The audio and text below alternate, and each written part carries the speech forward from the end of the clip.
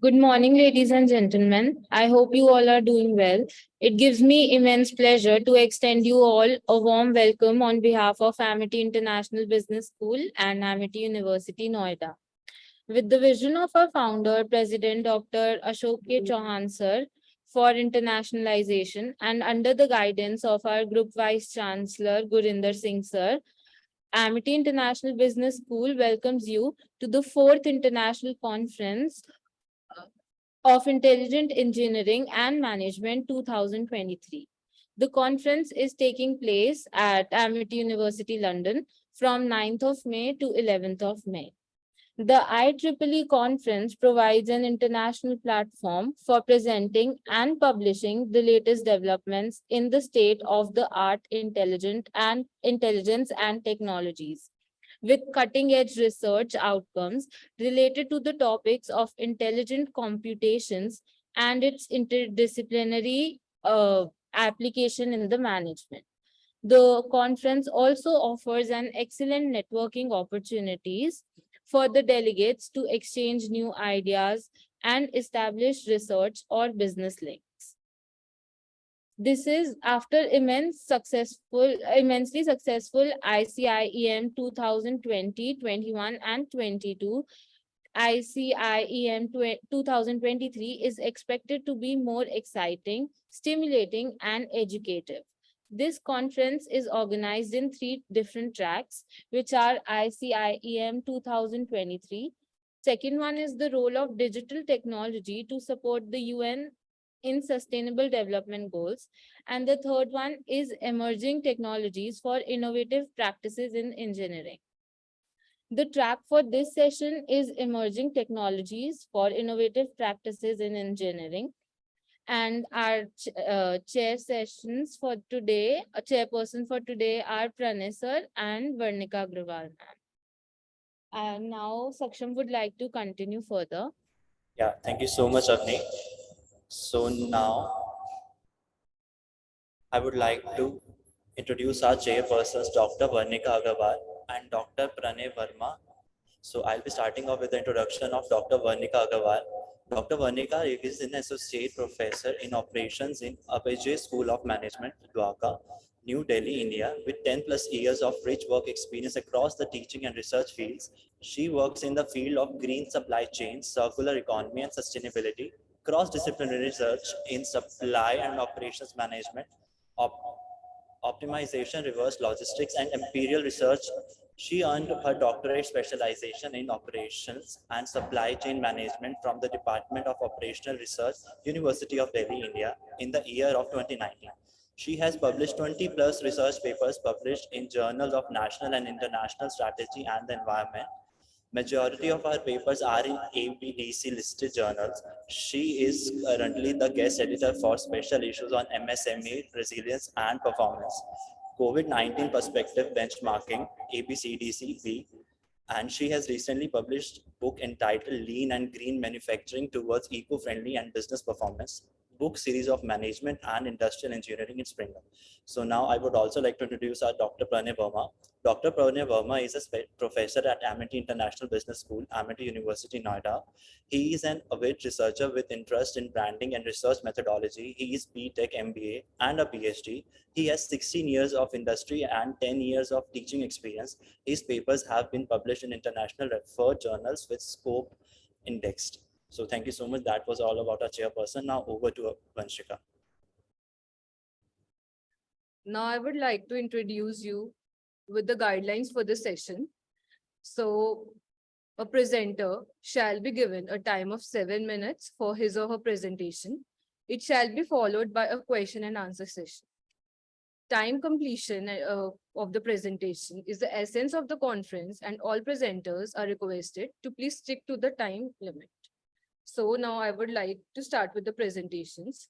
Now I would like to invite with paper ID 17, paper title Decipherable for Artificial Intelligence in Medicare, a review by Arman Raj. So Arman, please take over the presentation. Sure.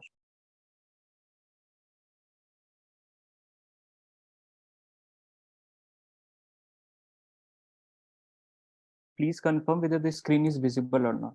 Yes, Arman, the screen is visible. I'd also request you to switch on your cameras so that we can see you.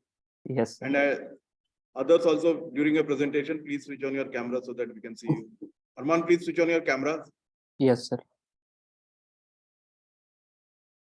Yes, thank you. Now your screen is not visible, but you are visible. Yeah. Good morning, Dr. Vandana. Good morning, Namaskar, everyone. I congratulate you on the successful implementation of the conference and calling all authors from all ground of works. Congratulations to all of you. Thank you, ma'am. Good morning, Dr. Vandana. Good morning, ma'am. I hope you're doing fine. Ma'am. Good. Good to see You you may again. please, same here. You may please start with your presentation, Aman. Yes. So very good morning to one and all present here. So myself, Arman Raj, a final year BTech CSE student from Galgotias University. And today I'll be presenting the paper titled Decipherable for Artificial Intelligence in Medicare, a review. So the outline of this presentation will consist of introduction, research objectives, applications, challenges, solutions of AI in healthcare, block diagram, types of research, followed by conclusion. So basically, artificial intelligence refers to the situation where machines has the potential which can mimic human intelligence in learning and examining, which can further help in problem solving. So it has been first practiced in medicine in the early 1950s, where medical practitioners made their first attempt to enhance their diagnosis skills using computer-aided testing. There are various number of applications for artificial intelligence in healthcare, such as clinical, symptomatic, therapeutic, surgical, and conjecturic practices. The applications of artificial intelligence can deal with large set of data generated in medicine and can find new statistics which can be shrouded in the mass of healthcare big data. So the main goal of artificial intelligence in Medicare is to become more characteristic, anticipating, preventive, and collaborative.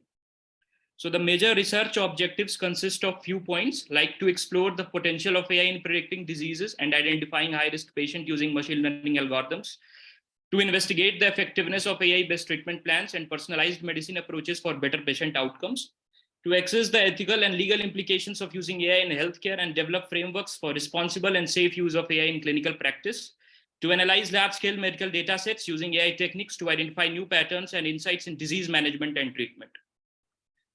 Coming to the next slide, that is basically applications of AI.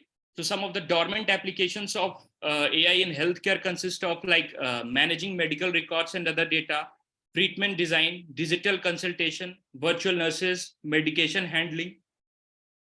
So the challenges of the major challenges of AI in healthcare consist of like lack of a standard clinical data, like the doctors need high quality data sets in order to technically and clinically verify the AI models. According to a report of medical research, it has been claimed that only 36% of methodology can confess different prospects of AI, medication logos, and coding values automatically. Clinically inapplicable performance metrics. That is, sometimes it has been observed that the performance of the AI model doesn't always generalize to clinical applications because it has been found that there is a big space between the scientific efficacy of AI test and clinical efficacy in the actual world. If this problem could be resolved, then AI model can significantly use for diagnosis and health prediction, which can further improve patient outcomes. Further challenges are methodological flaws in research, biases and inequalities in algorithm, confounding factors and omitted variables. So some of the up-to-the-minute solutions for those listed challenges are like integrating mind and mechanism through human-computer interfaces, development of next generation of radiology device, diversify approach to care in developing regions, diminishing the use of EHR, bringing intelligence to medical devices and machines. So basically, we know that the artificial intelligence means the research area in artificial intelligence has been categorized into three parts. That is, first one consists of explainability of AI. Second one consists of the applications of AI, majorly in finance, education, healthcare. So majorly we have taken in healthcare only. And third one is that is loopholes in the existing methodology. So further, artificial intelligence in healthcare has been further categorized into three parts. That is biomedical research, translational research, and clinical research. So in biomedical research, the main objective is to improve image-based diagnosis. In translational research, the main objective is to improve production of new drug. some suggested algorithm is like any classification algorithm we can use. And in clinical research, basically the main objective is to improve diagnosis from past medical data. So the categorization in Medicare, that is same. That is in biomedical, what are the areas we can explore out? That is application area, data type, patient population. In translational, we can carry it out like period of translation, which includes preclinical research, implementation research, types of implementation, and healthcare settings. In clinical, it consists of study design, outcome measures, and AI techniques. So majorly, the types of areas in Medicare which still needs to be explored out has been summarized in this slide. That is in biomedical research, that is like clinical text mining, patient-centric information retrieval, human computation, literature mining, automated experiments. In translational research, it further carried out like hereditary disease, drug genetics, genetic variant annotation, prediction of chemical toxicity, biomarker discovery, drug target prioritization, biosensor platform. In clinical practice, it basically consists of like data collection, verification, disease diagnosis, patient risk stratification for primary prevention. Now, finally, the conclusion is that is the application of AI in medical translation.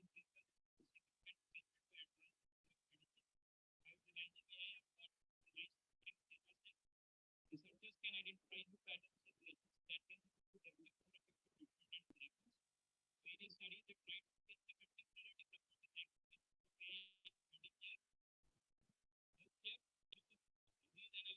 prognosis, biomedical information processing, and clinical and translational research. The various studies demonstrate that AI has been inherently expanding market in the area of healthcare. AI in Medicare has various enactments like managing health, large data analysis, diabetic management, digital consultancy, etc. So these are the references which we have used. Now, any questions from the chairs?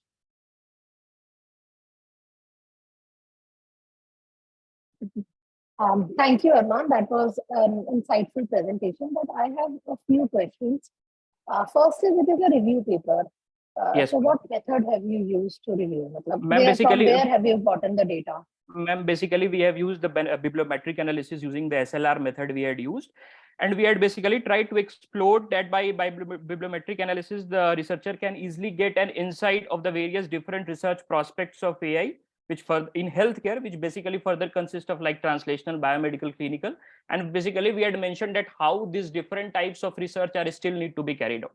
So we had mentioned that in the previous slide. That I agree with you, but if you have done a bibliometric, so you should be focusing on showing us what was your search string, how many papers were in Scopus, how many papers were in Web of Science, and how many papers have you picked up from there. So that type of data for a review paper, I think, would be better off.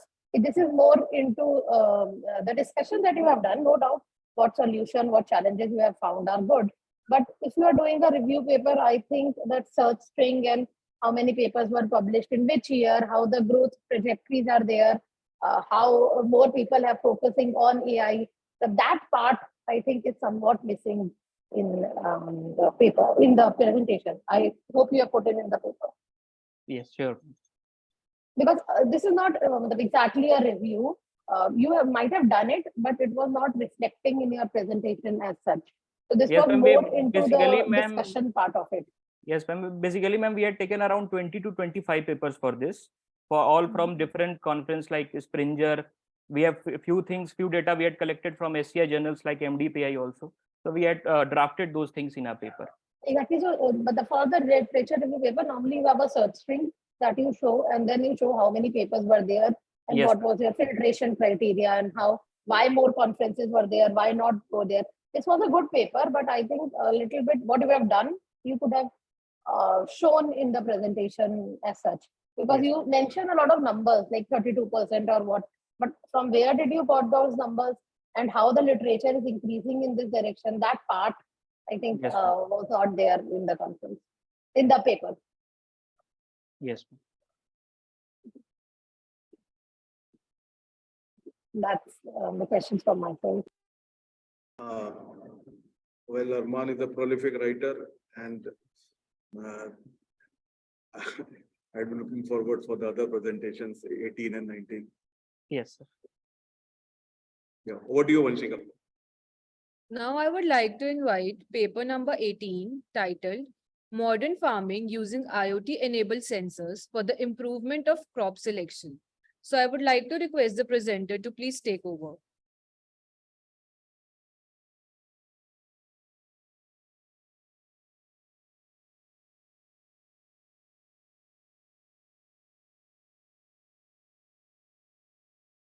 Vanshika, please confirm whether the screen is visible or not. It is. Oh, thank you, sir.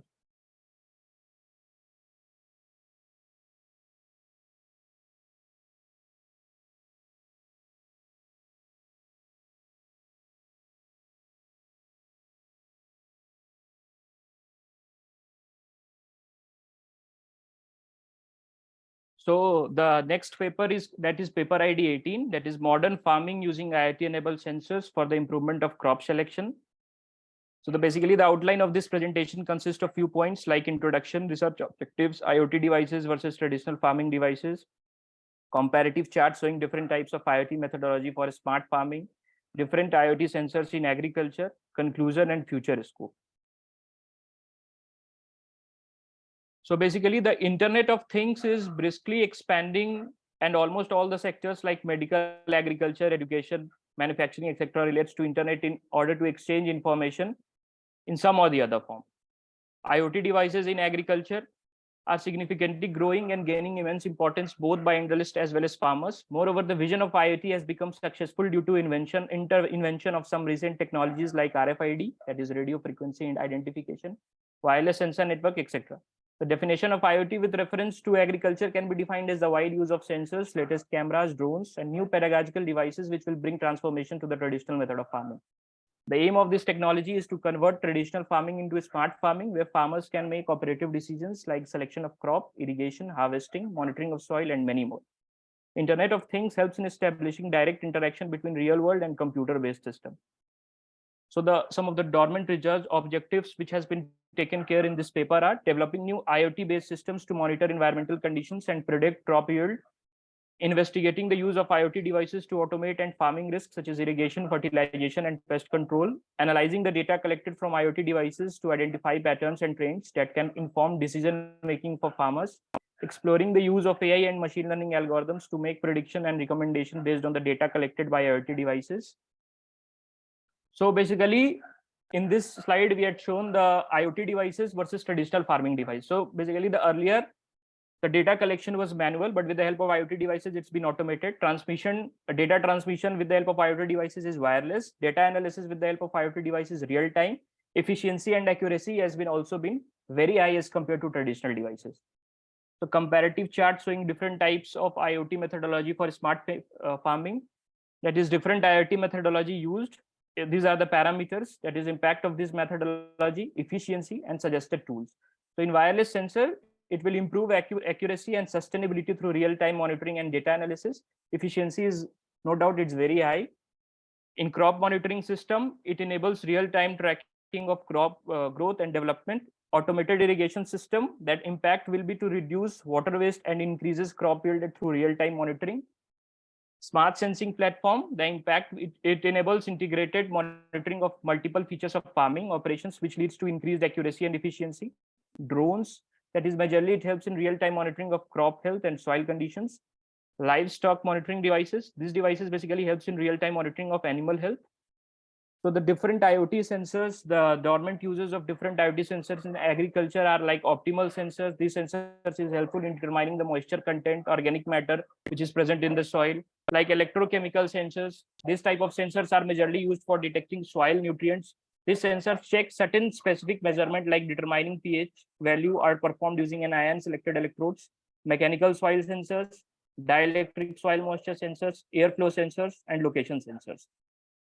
So the different research question which we have taken, like the IoT devices for finding moisture, IoT devices for selecting temperature, IoT devices for checking how much sunlight is necessary for a particular crop, IoT devices for rainfall prediction, external parameters like IoT devices for water availability. Basically, we had tried to summarize few of the latest sensors which are not in use in India. In other countries, it's been in use, but in India, those sensors are not in use.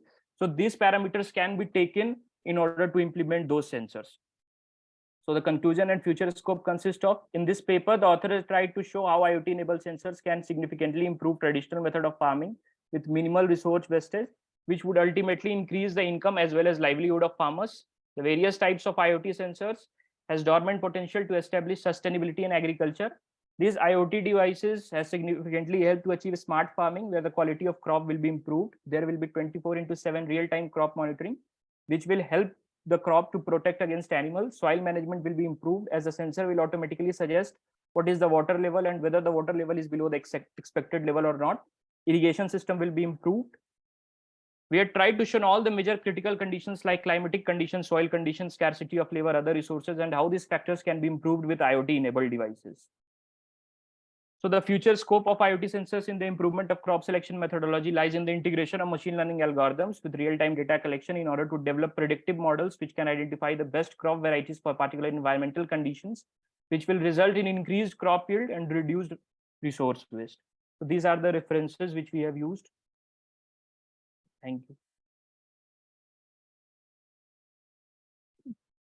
So my question is, the research objective that you have shown in both the slides, you have given some questions that you want to achieve, but how have you achieved them? Have you used hypothesis testing? Well, because the research questions were very clear that you want to identify these factors. So have you used some kind of method? Because in one of the slides, you said that you are using pattern recognition, you are analyzing the patterns and effects. So I was not able to find that in the PPT. Ma'am, basically we had tried to show that how this IoT sensors will further help, will have the potential to revolutionize farming industry. Basically, we had tried to show that this sensors will help in achieving sustainability in agriculture. Sustainability is one of the most primary factors, means out of few parameters, sustainability is one of the most fundamental parameters. So we have used that, and basically we had just tried to show the research outcomes that if we will use this sensors, then this will happen. Means for IoT devices for rainfall prediction, we can use optimal sensors.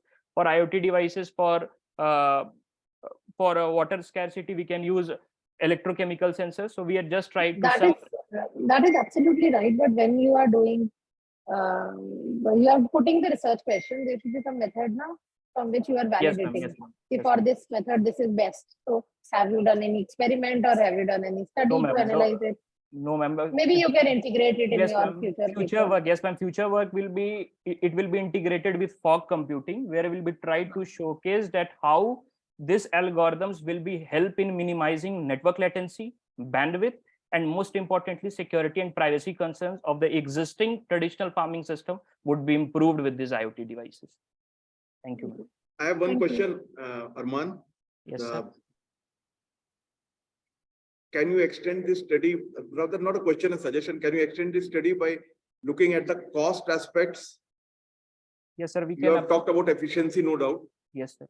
But most of the farmers may not be that well off. Some of them are definitely. Sure, sir. So yes, sir. We can apply, sir, COCOMO model, that is constructive cost model, and we can find few of them. Yes, what kind of thing works for different income groups of farmers? Yes, sir. Thank you, sir. Okay, great.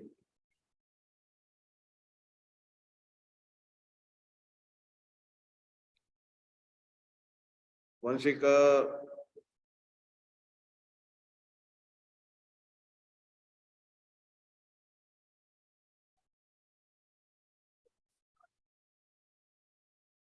Next paper बोलो ना.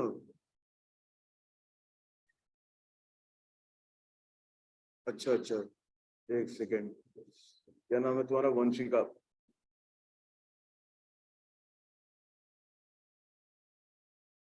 हाँ, अब देखो. Hello, am I audible, sir? Now I would like to invite paper number 19 titled Enhancing Security Features in Financial Transactions Using Multi-Chain Based Blockchain Technology by Arman Raj. So Arman, please take over the presentation.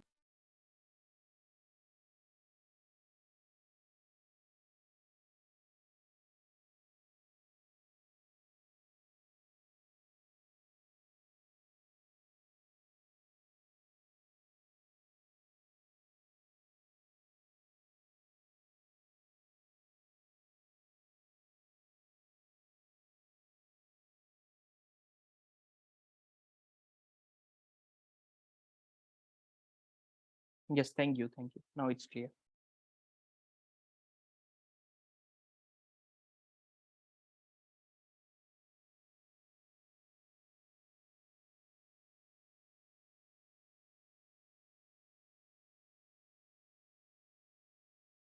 Yes, please confirm whether the screen is visible or not. Hello. Yes, your screen is visible. Yes, your screen is visible. Thank you. Thank you. So the last paper ID is that is enhancing security feature in financial transaction using multi-chain based blockchain technology. So the outline of this presentation consists of introduction, motivation, proposed framework, impact of blockchain technology on financial transactions, applications of blockchain, conclusion. So basically, a blockchain network is a combination of few basic components which all together helps in providing complete security and integrity to the user's transactions. These are distributed ledger, point-to-point network, consensus mechanism, cryptography, and virtual machine. Blockchain is one such complete solution which can provide decentralized framework and with its consensus among point-to-point network, which in turn easily handle massive amount of security, transaction with security. So one real life example of blockchain could be that suppose there are 4-person A, B, C, D and working on a particular project. And suppose if A does some changes in that project, then that changes will not only get reflected in local copy of A. Local copy is nothing but it's a distributed ledger only of A, but it will be reflected in local copies of all the attached person who are connected with that network. Similarly, if B wants to do some changes, then it will contain the changes made by A as well as its own contribution. This is due to its decentralized working model of blockchain. So the motivation behind writing this paper is to address the scalability issues of traditional blockchain technology. That is one of the biggest challenges of blockchain is its limited scalability, which makes it difficult to process a large number of transactions. To enhance the security and privacy of blockchain transactions, to contribute to the ongoing development of blockchain technology. That is, blockchain is still a relatively new technology and there is a great deal of research being conducted to improve its capabilities. By focusing on multi-chain technology, researcher can contribute to the ongoing development of blockchain and help advances its potential applications. So this is basically our proposed framework in which we had shown how decentralized model can help in achieving a legitimate transactions. So basically, as we know that earlier in centralized server, that is where considered like hub topology.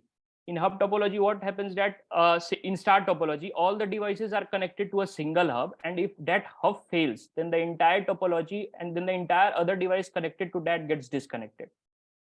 But with the help of decentralized framework, those things can be minimized. So some of the benefits of using this multi-chain distributed frameworks are, it can be used to improve the performance and the scalability of blockchain networks. It allows for the creation of customized private blockchain networks that can interoperate with other blockchain networks. This can improve the scalability, privacy, and security of blockchain transaction. Additionally, it allows for the creation of smart contracts, which can automate the execution of complex business logic and streamline transaction processing. Overall, the adoption of multi-chain based technology can help address many of the existing research gaps in blockchain technology.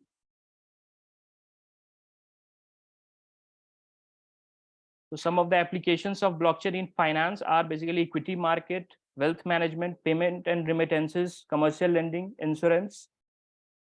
Coming to the last slide, that is conclusion. It has been shown how distributed ledger created by different nodes help in maintaining the privacy and security of data. Blockchain has unique feature of making immutable database, which helps in providing transaction redundancy, and there is no method to delete the transaction, which helps in making proper records of transaction. Sorry.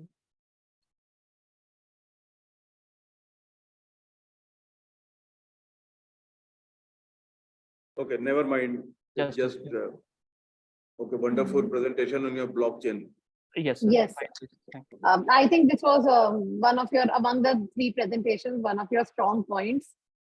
So if that program would have worked, I am sure it would have been a great Yes. learning thing for the other people also. So Yes. this is more towards, I think, your domain, and it contributed a lot to the research in which you are actually showing how you are doing at blockchain integration between the servers. So I think good work on this on this presentation.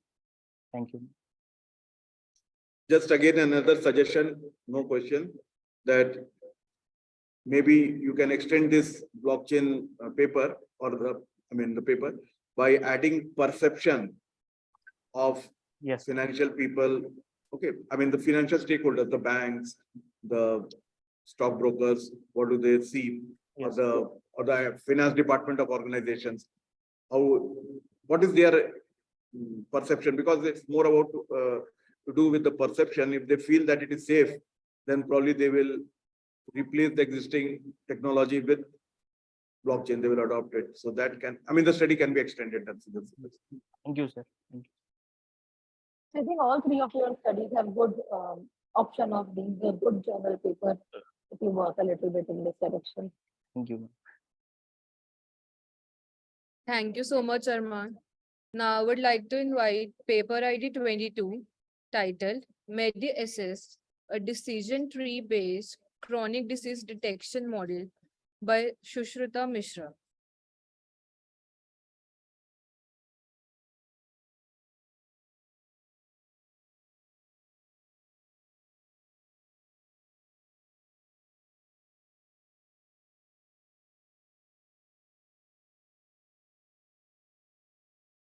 Are you here, Shushruta?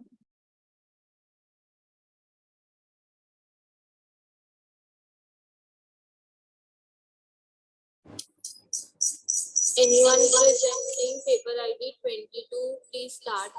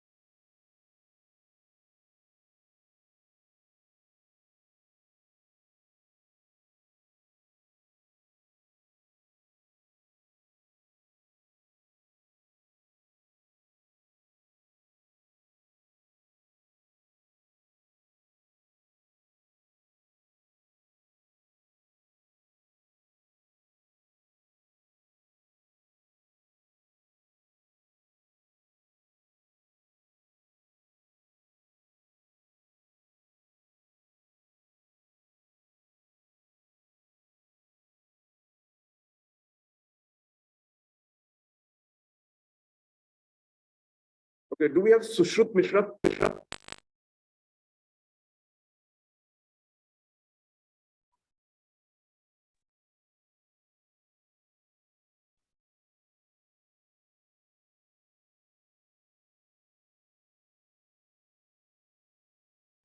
am I audible, sir?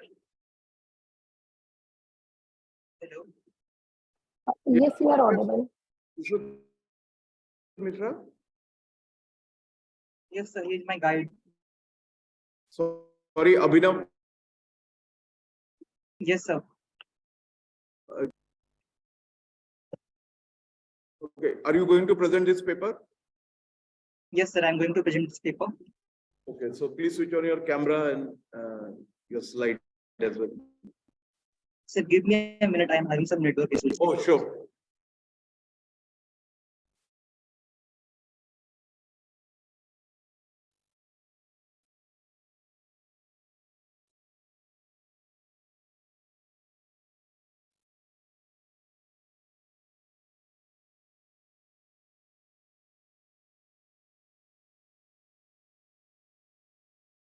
Do we have Ashima Arya? Is Ashima Arya here in the session?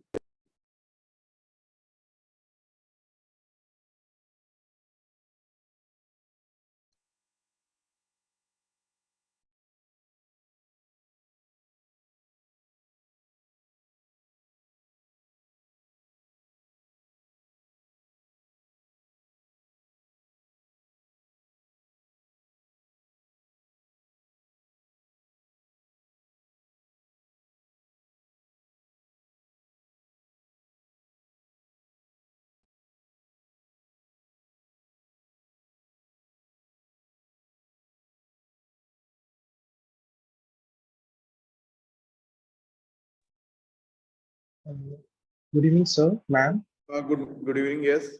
Ma'am, I'm so sorry, but I got disconnected. Which paper is it to turn up now? Your paper ID. Paper is with 23. I got disconnected for. I think that we can start.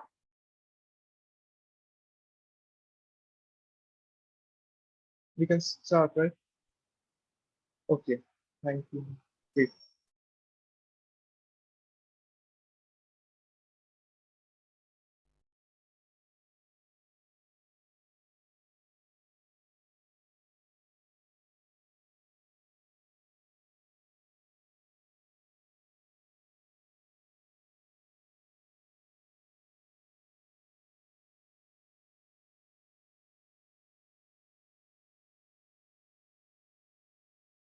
Okay, yeah, you are visible, but yeah, you may start sharing your screen.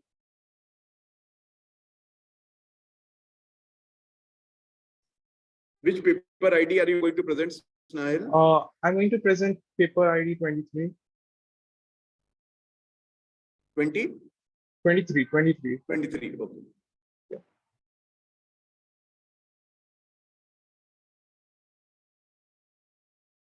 Is it visible? Yes. Okay.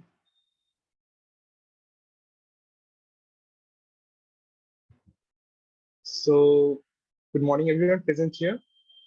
My name is Nehil. I'm from KIT University, and I'm here today to present on my paper, Climate Temperature Forecasting with Regression Approach. So, a brief walkthrough. First, we'll go with introduction. Then we'll see the problems with other studies or models, proposed model, then results and analysis, future scope, and finally conclusion. So first, what is climate? Climate can be defined as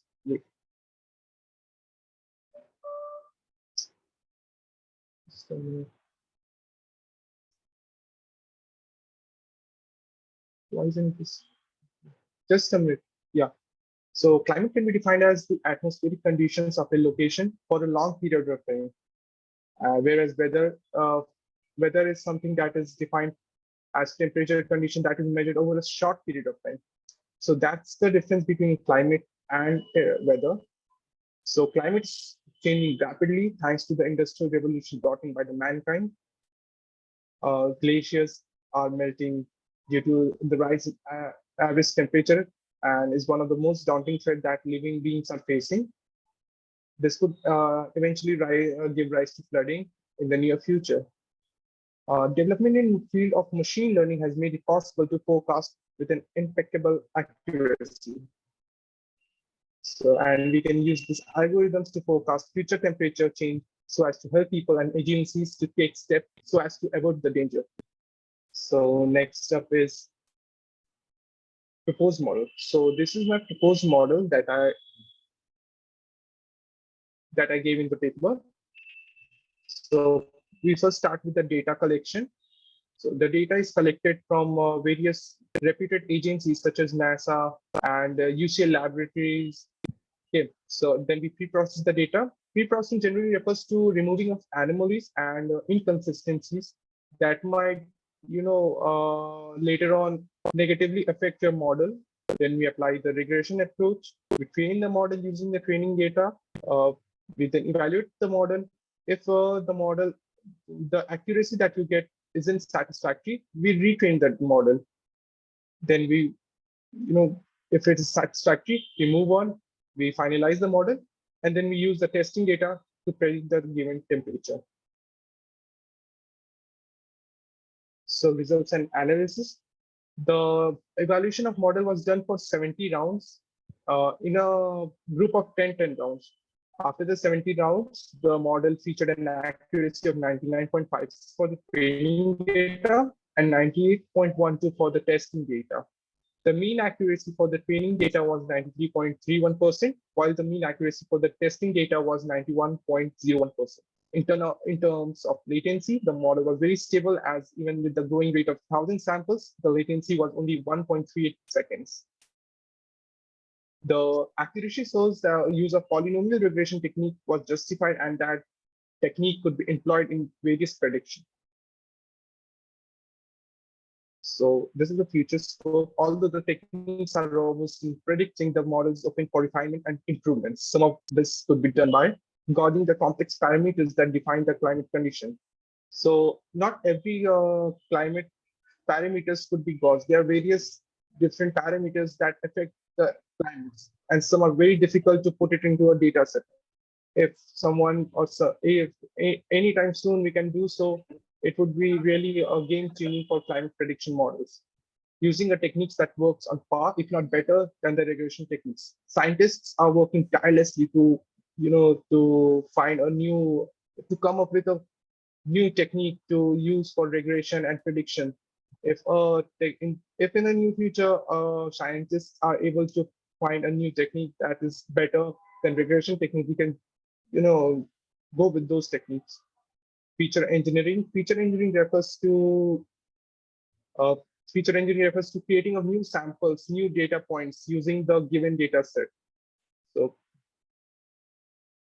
So this is conclusion. The aim of study was to develop a future climate model.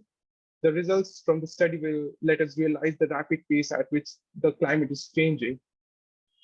Climate is very important for the biodiversity on Earth. So we have to be really conscious about how the climate is changing. The scope of machine learning is humongous. We can easily rely on machine learning for future predictions. And as I said, scientists are working tirelessly to develop new groundbreaking techniques in the field of ML. And here's some references. So this is from. Thank you, everyone. Thank you, Snail, for this wonderful presentation on polynomial regression. Yeah. Okay. So, Dr. Varnika, if you'd like to ask Snail something. Yes. Yes. I really liked the presentation. It was indeed a good idea that how the temperature is rising over the year. My question is, why did you choose regression? Why not some other method? And why particularly that was your preference to test the model? Yeah. So, regression is a very flexible technique. We can use linear regression. We can use multiple linear regression. We can use actually the actual technique I've employed in this model is polynomial linear regression. Okay, that could be polynomial linear regression is a polynomial linear regression refers to a model, a technique in which the data set is considered to be an nth power of classes. So It could be a quadratic or, it could be any power. So higher the power, we use the higher the power, it would be more efficient to deal with a complex data set. So it is a very flexible technique. Okay. And we couldn't use decision tree. Decision tree is good for making, a decision like yes or no, yes spam or not spam, anything like that. Logistic I tested, but but this one gave me a better accuracy than logistic regression. So that's the case. How much is your accuracy in logistic regression? It was around 94%. And over here? It was that was a final accuracy, okay, after the 70 rounds. And this one gave me around 99% on the testing data. So that was a big margin. Okay, thank you. Good work. And I definitely think that this has, if you extended a little bit more, this has a good potential to be published in a good journal. Yes, sir. Okay, so thank you so much, Snahil, for presenting your paper. So now I would like to call the next paper ID, that is 24. And the paper title is Resume, a prototype to enhance recruitment process with NLP-based resume passing. So yeah, paper ID with 24, you can present. Yes, sir, 1 minute. Yeah, sure. Thank you. Anshuman, you are going to present paper 24? Yes, sir, yes. Me and Please my switch on your teammate camera. Saswat Manti. Okay, great. Please switch on, both of you switch on your video cameras. Sir, is my screen visible? It is visible. Okay, so I will let Saswat Manti to start the presentation. Sir, am I audible, sir? You are audible. Sorry. Good morning, sir. Before you do, tell me your name and where, and the next one is. Good morning, everyone. Myself Saswat Manti with my Hello. teammate Anshuman Behra. Now we're going to present a presentation on our topic, that is a resume, a prototype to enhance recruitment process with NLP-based resume parsing. Next slide. And our paper ID is 24. These are the contents. First, we'll see the introduction, then the objective, then the literature survey, then the proposed model, result analysis, application benefits, then the challenges and the future change, then the conclusion and the references that we have used to make our paper success. Next slide. First of all, resume parser. As you all know, nowadays recession is going on, and many of the companies are facing very difficulties in choosing the candidates which are right for their company. So resume parser tool will be very helpful for them because it extracts the permanent data that the company wants by getting the information from the CV or from the resume. So they use some tags that will get the data from the resume, and it will catch the requirement that the company wants. And the data then is stored in the database for the future use. Resumes are organized and more than other unstructured data. So an effective resume parser is needed to extract permanent information. Next slide. There's the objective. The main objective of our is to find the most suitable individual for the certain job, since requester must be able to properly study resumes in order to hire the finest candidates in the right format. This will increase the diversity and reduce the bias. This will also improve candidate matching. And thirdly, it will also enhance the candidate experience because the candidate will go many information that he will gain many information that the company wants what requirements. So he'll be prepared for that in that way. So resume parser tool will perform very well in that manner. Next slide, please. Then the literature survey. Literature survey, in here we have used some of the previously published papers and get some knowledge about that how some machine learning or NLP techniques they have used in the paper to get how much accurate their result is. And also in here we have used web scraping to get our data set from the net, and then we have trained the model, and after that we get that XGBoost performs the best among all. We have also used SVM, decision tree, KNN, and also NetBias. Among that, XGBoost performs the best by giving an accuracy of 94%. And by literature survey, it is also stated and also it is succeeded that our XGBoost gives 94% accuracy, and it is the best among all the papers that are published till now. Next slide. Then the proposed model. This is a workflow model that we have used in making our model, first we will give a resume input, then it will undergo pre-processing. Pre-processing, there are all two works.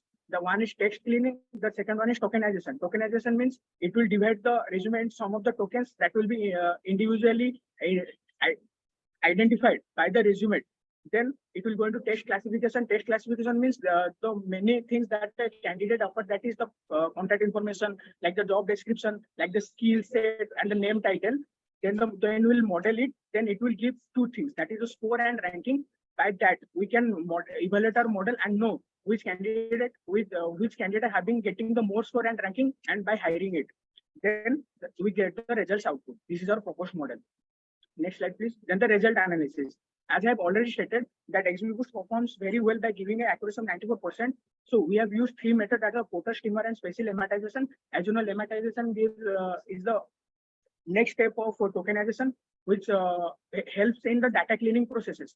And entity extraction is used to extract crucial data from it, such as the candidate's name, data, contacts, information, and everything. Also, we have text cleaning. It simplifies the code and all the ambiguities from it. Then the cross validation, it is a machine learning model. It is used to predict the phrase data and store it in the database. Then last, also I have mentioned the XGB confusion matrix and classification report shows that XGB was better than all the other models in terms of training and testing accuracy. Thank you. Now I will request Anshuman to proceed the PPT. Thank you, Saswat. So now I will move on with the presentation. So there are some applications of resume parsing, like it helps us in recruitment process, in talent management, in compliance, like to ensure equal opportunity for all the candidates, and career development. It analyzes the skill sets of all the job needing people, and providing proper foundation for career development. Now moving on, some benefits of resume parsing: increased efficiency, improved accuracy. It is cost effective because we save a lot of manpower in the recruitment process, and scalability and improved candidate experience. But after the benefit, there are some challenges to it also, like ambiguity in language, because the NLP-based resume parser may struggle with ambiguous languages, and inconsistent formatting, because not all resumes are in a proper single document type format, and the limited context, some bias and discrimination, that is, the resume is not properly designed or trained, etc. And some training data quality is less. So these are the main challenges. And the future trends or scope in resume parsing: first, integration with other AI technologies like chatbots and virtual assistants to further enhance the process. And multilingual support, like mixing multiple languages, which will require advanced NLP techniques. And increased adoption, as more companies are recognized the value of AI-based recruitment, then it will become more widespread. And some bias detection and reduction. With the rise of diversity and inclusion initiatives, many much more improved algorithms are innovated. In the conclusion, as my friend told, that in our paper, XG Boost has the most improved accuracy in testing dataset. So resume parsing, it is one of the most powerful tools for automating the tedious tasks and saving a lot of manpower for the hiring process.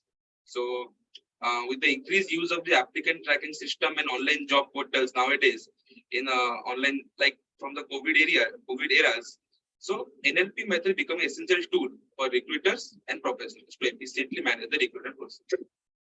And these are some references they've used. Yeah, thank you. That's all. Any questions? Okay.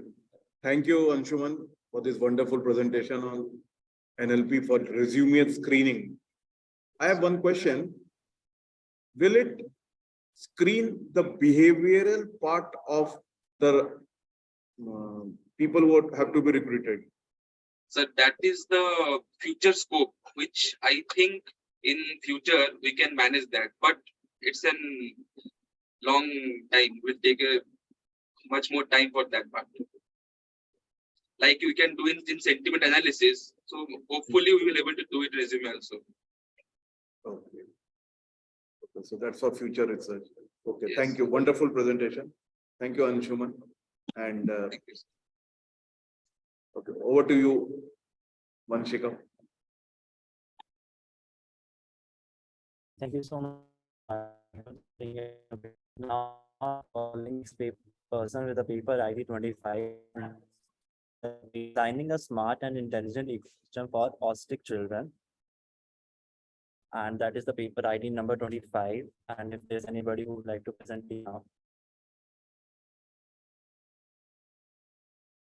Anybody with paper ID 25 who's going to present this paper?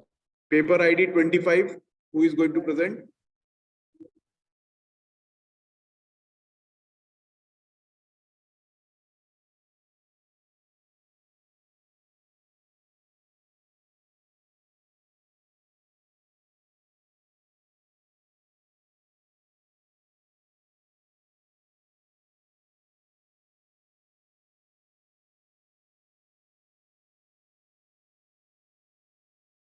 Okay. Can we move on to the next one, 27? Yeah, sure. Next paper ID is 27. And paper title is Plant Species Identification based on plant using machine learning techniques. So person with paper number ID 27 is present right now.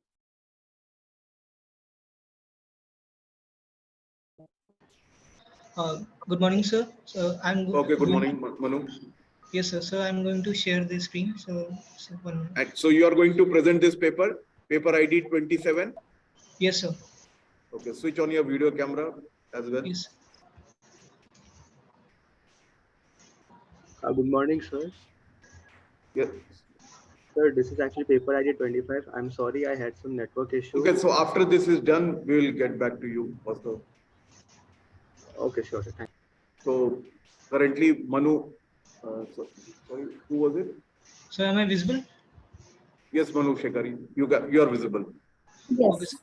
And your screen is also visible. You can share. Yeah, but on your screen, I think you have to add the paper, not the screen. Oh, sorry, sir. Yeah, the PPT is visible now. So it is visible? Yeah, go full screen. It is visible now. Go full screen. Okay, sir. Can I start? Yes, please start. Yes, sir. Good morning to everyone. So my paper ID is 27. So I'm going to present our research paper on the topic plant species identification based on plant leaf using machine learning techniques. So let's begin a presentation. So first, I'm going to tell you about the abstract of our research paper. So plant often take for granted and are the foundation of life on earth. So without them our world would be devoid, and recognizing the crucial importance of plant species, knowledge from foreigners to farmers, and we are using in identification tools to make informed decisions. So now let's move on to introduction. So plant play a crucial role in sustaining life in our planet. So in my research paper, I explore the process of plant recognition, which involves major three steps, key steps that are pre-processing, and the second one is extracting features from the image, and then we have used CNN for plant identification. So now we are now moving on forward for I'm going to tell you about problem formulation. So many of us living in urban areas have a desire to surround ourselves with greenery. So this leads to wasted time and resources are as we grapple with the dilemma of choosing the right plants. So our options are often limited to local marketplace, which may not offer a diverse solution. So in my research paper, I address these challenges and propose a solution to empower individuals with plant selection. So now we are coming to our objectives. We have developed a modern solution for small scale plantation problem, and to motivate urban people towards agriculture, and to help people using the technology to know more about plants and their needs, and to identify the plants for their location, so that it can reduce the save the time and reduce the cost which goes in this process. So now we are going to talk about the methodology. So firstly we have used a feature extraction So feature extraction means we have captured essential characteristics of plant leaves, which are used to identify the basically plant, and then we have used the data set. We have used the data set. So this data set, and we have used 1125 leaves, which has 15 classes in it. And then we have used the data augmentation. So to enhance the performance, we have incorporated data augmentation, which involves generating additional training samples by applying transformations to the leaf images. And then after augmentation, we have used image pre-processing. So basically, sorry, sir.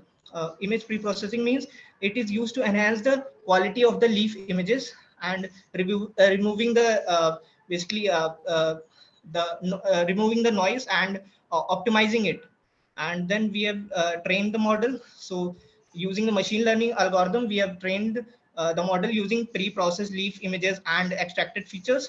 And then after that, we have tested the model. So basically it is you basically we have to determine the accuracy and reliability of the plant species identification. So and then we have reached the stage of results. So this is all about methodology. And now coming on to the results. So in our study, we have trained our model using a validation split of 20% and achieved a accuracy of 96.8% at the end of the training. So our while our findings also involve graphs displaying accuracy and cross loss, which were and and so this is basically the accuracy was 96.8%. And lastly, so this is the graph, and then comes the conclusion. So finally, we have achieved our main objective, that is to identify the plant using leaves, and we have obtained the accuracy of 96.8%. So that's all from my side. Thank you, sir. Thank you, Manu. And my question is that how much data set was used in testing it? And what was the variety in the data? Ma'am, actually we have used 1125 total leaves, and in it contains 15 classes, and on the basis of that we have that particular data set is Swedish data set. Basically we have used that data set. So you have taken the data set from Kaggle or something? Yes, ma'am. Okay. So any other models with which you have compared your data that it is giving better accuracy as opposed to some other model that have been worked, or some other technique? Ma'am, basically we have used in this CNN for proposing our objective, but we there is also ANN. We can also use ANN also. My suggestion, that is not a question, more of a my suggestion is you can try out two techniques and then see if you are using ANN and you are using CNN, which one among them will give a better validation. Maybe the other technique will be better. So you have a purpose to say, you know, I performed this, and as opposed to this, my method is working better. Ma'am, basically CNN is better because it is fast, and it gives a result more accurately as compared to ANN, and so that is why we have used CNN. So that's all right, but have you tested it? Yes, sir. Yes, ma'am. On a smaller data set, have you tested the same? Yes, ma'am. Ma'am, basically, yes, ma'am. We have multiple times we have trained a model, and basically we have got the model loss. It is basically we have trained the data multiple times on multiple data, our model on data set multiple times. So finally we have achieved this accuracy, not in one time. All right. Okay. Thank you. Thank you, ma'am. So Thank you, Manu. so thank you so much, Manu. So now I would like to call it the paper ID 22, and the paper title is MEDI assist, a decision tree-based chronic diseases and detection model. So the person with paper ID number 22 can present their paper now. Yes, sir. Am I audible now? Yes, you are audible. Yes, Abhinav, we can hear you. Thank you so much, sir. Is my screen visible, sir? So, topic for my paper is MEDI Assist, a decision tree based chronic disease detection. So, it is basically a multiple disease prediction system using decision tree for chronic disease prediction. So, coming to the problem statement, if we are given the clinical parameters about the patient, so can we predict whether or not they have heart disease? So, what is the motivation behind it? So, as we all know, heart disease is the one of the biggest reason for death across the world, as it is a cause of 35% of total death worldwide. So, we would like to predict this and find the risk behind if a person is having a heart disease or not. So, coming to the literature survey part.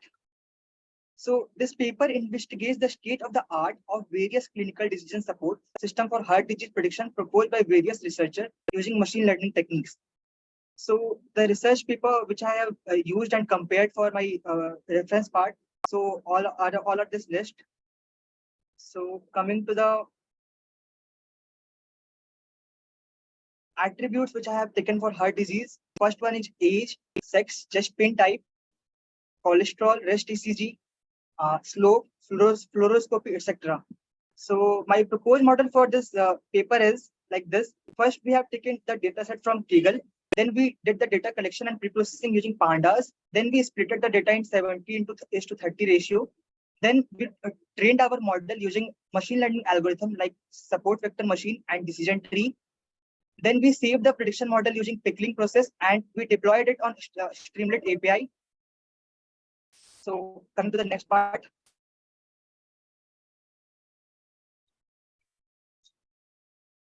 The methodology and algorithm we used. So we used decision tree and support vector machine for this paper, for this model. So in support vector machine is basically a type of machine learning algorithm used for classification as well as regression analysis. It aims to find the best possible boundary or hyperplane that can separate data points into different classes or predict a continuous value. It has various applications like text classification, image classification, etc. Coming to the decision tree part. So decision tree is a graphical representation of decision and their potential consequences. It is a type of algorithm used in machine learning to build models that can help make prediction or classification. It uses a tree-like structure as we can see in this diagram, where each node represents a decision and its branch depict the possible outcomes.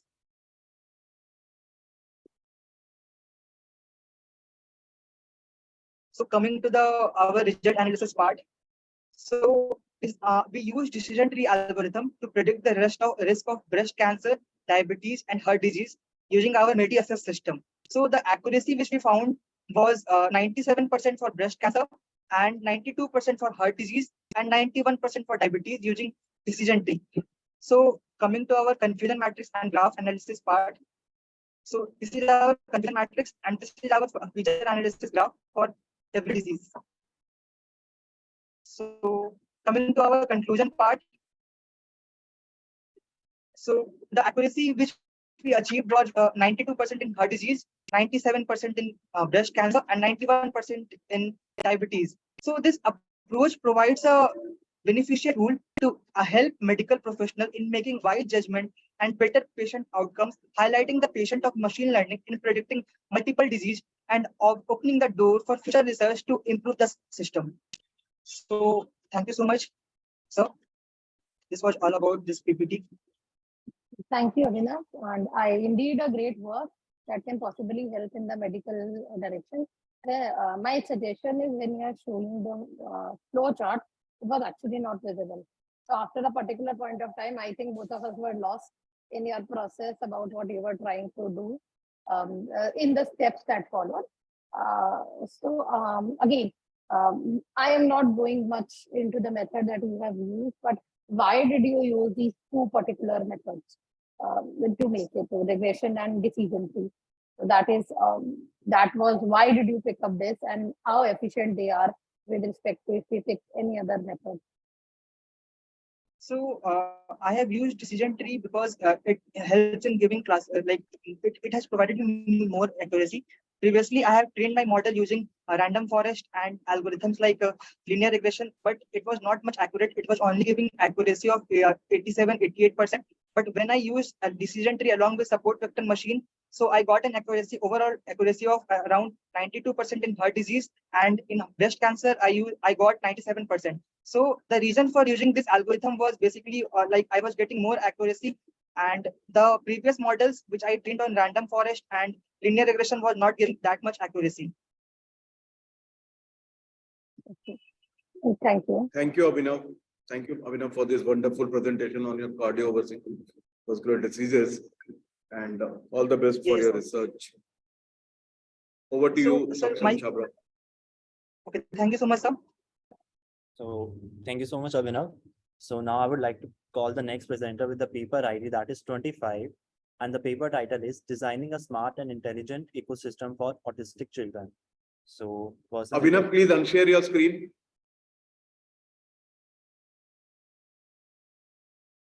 Yes, give me a minute. I'm unsharing it. Yeah. So, Hello. is it Kaustav, fine I now? hope you are ready. Yes, And sir. the person to take that number. Yeah. Sir, is it visible? And switch on your camera, Kaustav. Yes, sir. Sir, is it visible? Yeah. You may start, please. You may begin. All right.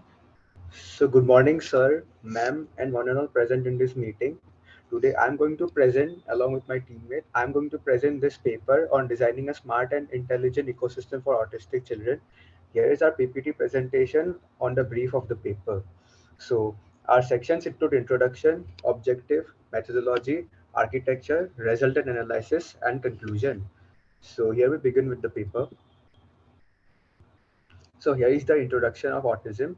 Autism is basically a neurobiological condition that mostly starts when a person is at a very young age or at a childbirth. It happens naturally and there is no physical causes to it. It hampers the social and interaction and communication skill of the patient. It is characterized by repetitive behavior like constant motion of a hand or a ligament or a body part, and it results to deficits in language development. The rise in autism cases is a major concern these days, but the reason behind it is still unknown. Early intervention of autism is still important so that the patient is relieved and the patient is taken care of properly. Autism currently affects around 1 in 100 children and is seen across various racial and socioeconomic groups, with boys being affected more than girls. Certain factors increase the risk, such as having a sibling with autism or genetic condition. Individuals with autism struggle with social communication and interaction. So, here is our objective of the paper. Our paper has proposed a smart machine learning based system to assist children with autism. It involves continuous monitoring of the child using CCTV cameras in the room. The camera data is analyzed by a machine learning model to predict triggers for the child. Caregivers are notified accordingly to help calm the child. Additionally, a smartwatch worn by the child detects a spike in heart rate and plays calming music if the care reader is delayed. The system improves the child's well-being and allows caregivers to track activities through a mobile app. A random forest algorithm is implied in this model after testing with other algorithms because it has yielded the highest accuracy. Now the methodology. Here is our flow diagram of the paper and here is a methodology description. Over here, the camera system tracks the patient's movements and keeps them centered in the frame using servo motor. Feedback from the camera is sent to Raspberry Pi system and then to a random forest classification model for detecting anomalies. The data is transmitted to the cloud and the caregiver's smartphone. The patient wears a wearable that monitors pulse rate, stress level, transmitting the data to the cloud and the caregiver. The machine learning model suggests remedies based on communication database and sends them to the caregiver's wearable. The vibration feedback can be sent to the patient's wearable, and the patient's mobile phone is connected to the ecosystem for immediate assistance. The guardian's phone can provide calming music and voice messages to the patient. Here we have the architecture of the model. This is how our project is structured. The camera is connected to the servo motor and the Raspberry Pi is connected to the camera. Data is uploaded to a cloud for processing, and based on the results, signals are delivered to the patient's smartwatch and the mobile watch which the caregiver has. Here is our resultant analysis. In the first table, we have compared the algorithms that we have tried out with our data set. And as we can see, decision tree has an 87% of accuracy with 4 seconds of response delay. But the best one that we got was random forest. In random forest, we have got an accuracy of 94.7%, and we have got the lowest response delay of 3.44 seconds. And on the next image, we have a graph on the number of decision trees we have used inside our random forest. As we can see over here, when we have implemented 40 decision trees, then we have got the highest accuracy of 94.7%. And we have got the lowest accuracy when we have used 100 decision trees, that is 82%. Is the conclusion. So we can conclude that a smart autism detection model utilizes movement detection, a random forest model, and a smart band to assist individuals with autism spectrum disorder. The band monitors pulse rate and stress levels, while the model achieves 94.7 accuracy in detecting facial expressions and repetitive movements. Remedies suggested from a communication database are sent to the caregiver's app and the patient through voice and text messages. The random forest model is chosen for its accuracy and efficiency. Even with very large data set, the random forest does very well. The data is stored in the cloud for future reference and model improvement. Overall, the model provides essential features to help patients manage daily challenges. Thank you, one and all. Okay, thank you for the presentation. And indeed, this is a very good study which can help the people who are in need. My question is about the data set. So, where have you taken the data set? We have taken the data set, like parts of it from online, and we have compared with it normal children, like the children without autism and the children with autism. For the children with autism, we have taken the data set from online, as well as we have our collaboration with Kalinga Institute of Medical Science, like our medical school from the same university. We have got a lot of help from them as well, and most of it is although taken from online. So, is it area specific now? Because you said you are taking care. So, is it India specific data that you have taken, or you have taken it throughout the world? Because the technology that is working, I think somewhere over the year, the model is good, the technology is good, but the income disparity will, I think, hinder the implementation, specifically when we talk about in India. Yes, ma'am. That can be our future scope so that we But can from what the data is, from where, which country specific the data is, or it is a general data? Actually, it's a global, actually, ma'am. It's global. It's not specifically targeting any country over here, our data set. Okay. We have taken the behavioral descriptions I think of if the you try autistic. to apply the data set in Indian context, I think the results may be varied. Okay, Costa, wonderful presentation. Maybe more empirical testing can be done later on, as Dr. Varnika is mentioning. Sure. Thank you. Thank you, ma'am. Thank you. All the best. Thank you, ma'am. So thank you so much, Costa, for presenting your presentation. So the next person I'll be calling is with the paper ID 28, and the paper title is Facial Recognition for Crime Control, a Machine Learning Based Solution. So the person with the paper ID 28 can present there right now. Who would be presenting 28 paper ID?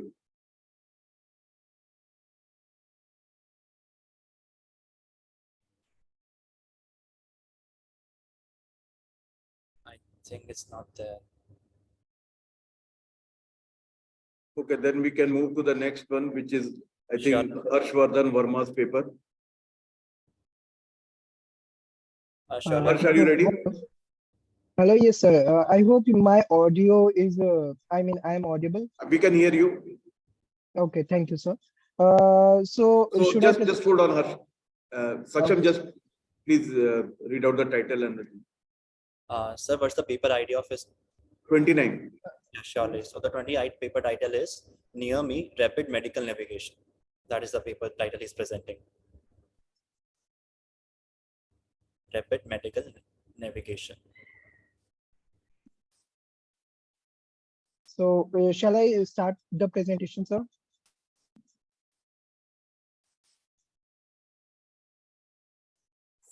Please share your screen and start the presentation. Okay. So I hope my screen is visible. Hello. Yes, it is visible. Your screen is visible. Okay, sir.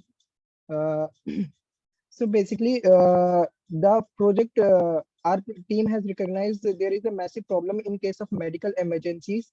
Whenever there is a medical emergency, first of all, the different hospitals don't collaborate together, and even if they do collaborate together, they kind of it is problematic for the patients as well as the family members or the friends to locate the appropriate medical supplies they need for that patient. So our team has recognized this particular problem, and we have developed a solution in response to that. And basically, our paper altogether deals with this issue itself. What we are doing here is, in case you are, for example, you are there, you are going somewhere and you get into an accident, and you go to the first hospital, and that does not have the medical supplies that you need. You go to the second hospital, and that also does not have the medical supplies you need. And you go to the third one, and by the time it's too late, but your friend is already in a very critical condition. So to stop that from happening, we must be able to, in some way, we must be able to get to the correct hospital or get to the correct medical supply as soon as any kind of medical serious situation happens. So we thought that by the means of current technology, we can implement such a solution so that we can directly navigate to the appropriate medical supply, whatever that is needed. So uh, basically, our methodology here in this current project is to use mainly use two main API, two main technologies. That is, first of all, shared database. As we know that cloud computing is now at its peak, and shared technology or shared database is not a new thing to this, but we needed a way to implement this technology to the user side and make it easy for the users to view the nearby medical supplies and nearby hospitals. So what we are doing here is we uh, we collaborated with Google API and Google Maps API and included that in our platform. And then where basically any hospital can then register to the database and simply let me just log in, open the login screen. Any hospital or any user can register as well as log in into the database, and appropriate registry will be made into the database itself. And after that's done, the hospital can simply change about how or whatever the medical supplies they have or they don't have. And for each hospital, a particular entry is created in that shared database. After that's done, this system will be totally connected to the hospital's personal database, so they don't have to apply they don't have to change it again and again, and they can simply change it into their own database, and that will be changed into this shared database as well. And after that, once it's done, when it's time for the user to see it, the user can simply log into their own account in case of a medical emergency, and then they can simply just select whatever the medical supplies they need. They can simply click on this get to my current location option, and as soon as they do that,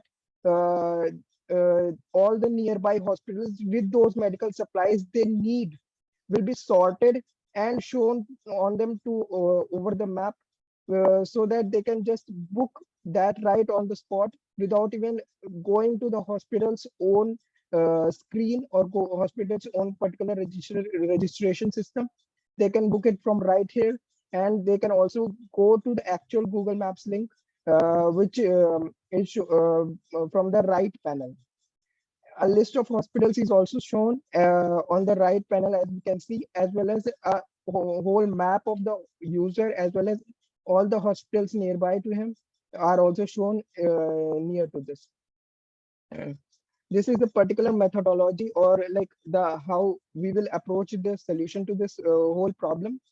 And although one may beg to differ that that we can just use normal Google Maps or to locate the hospitals. Yeah, I must say we can surely use normal Google Maps for this application, but there are two main things.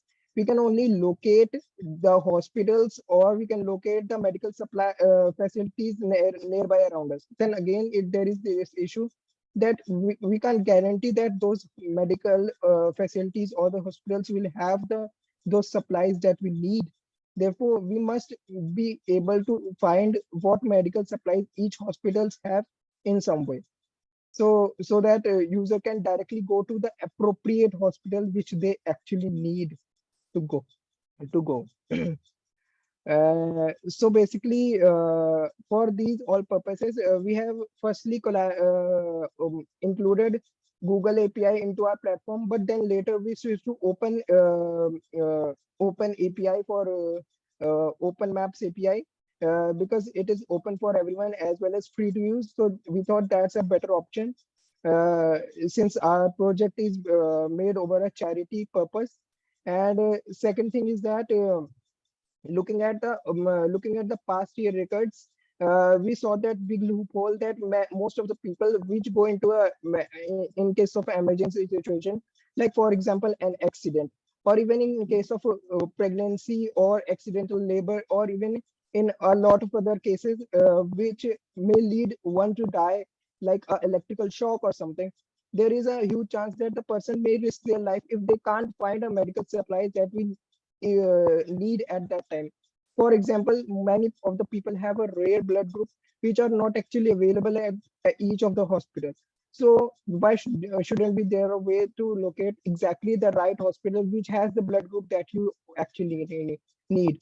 Blood group is only one of those examples, but there are actually multiple of those examples, like oxygen cylinders, beds, and even particular medical facilities like ECG, or we have thought to even include particular medications or medicines which only some hospitals have.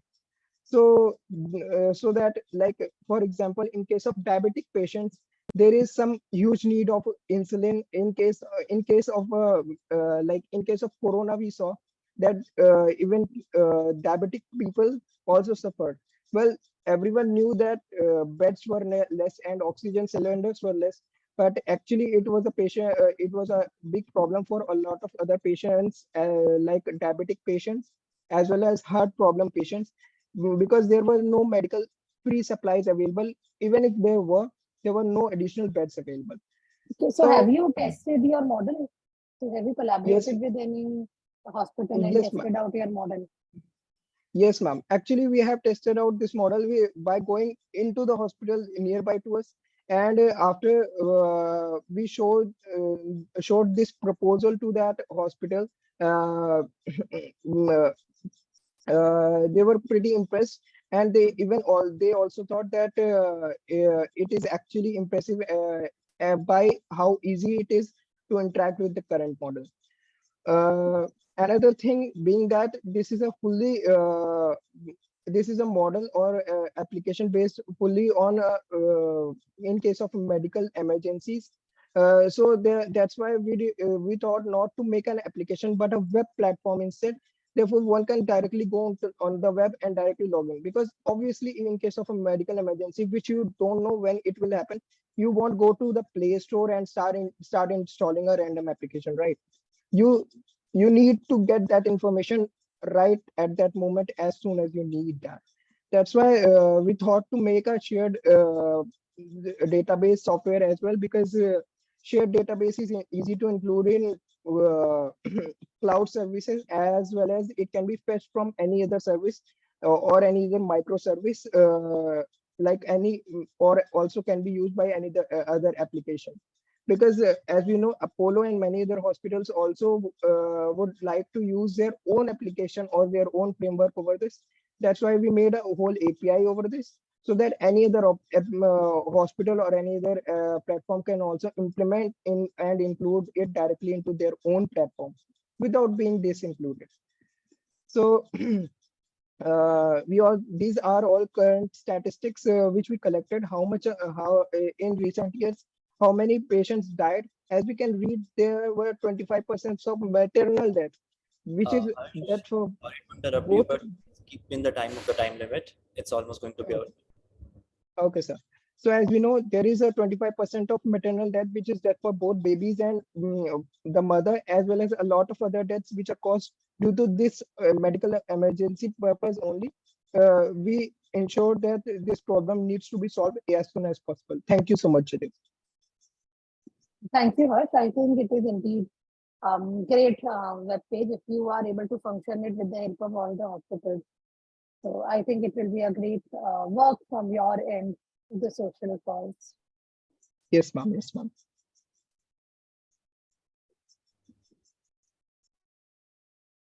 So thank you so much, Harsh, for presenting your paper.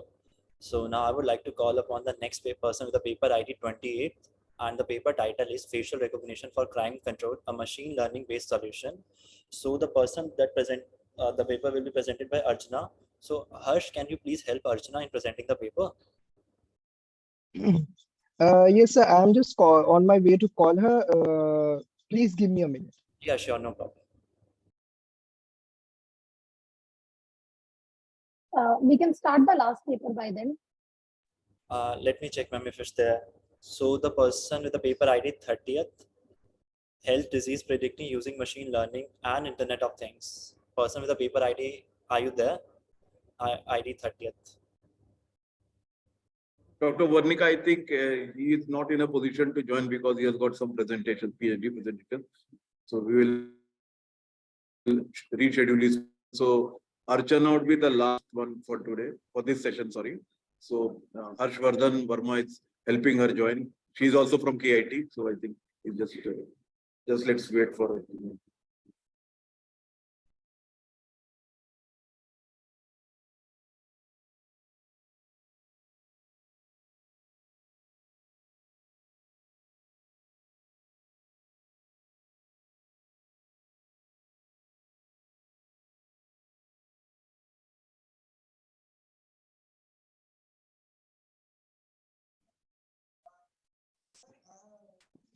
May be allowed. Can she be able to present tomorrow?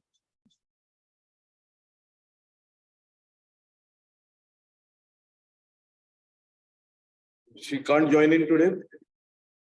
Sir, I think there is some issue on her end, and she is not able to join with the link.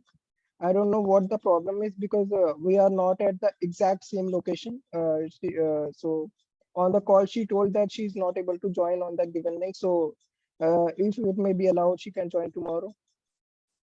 Okay. Okay, we'll touch with her shortly. Okay, sir.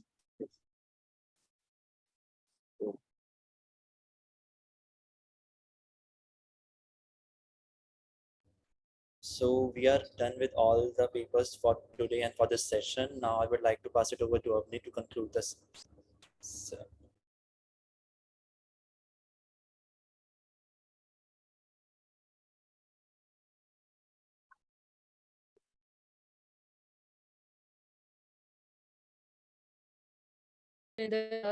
I believe conducting such a session, all the presenters, the faculty members, student coordinators, the IT support team, and the admin team as well. Collaborative efforts and hard work.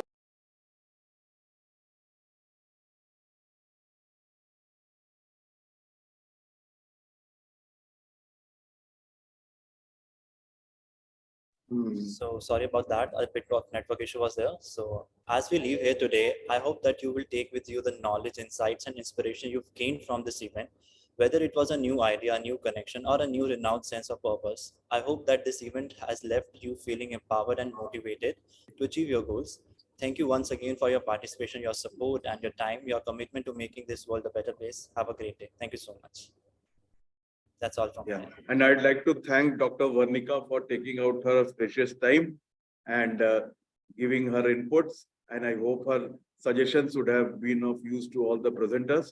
And Dr. Varnika, I personally thank you for attending this session and giving your Thank you, valuable sir. inputs. Thank you, sir. Thank you for the opportunity, and I wish you all the best for a successful conference. So, thank you. Thank you.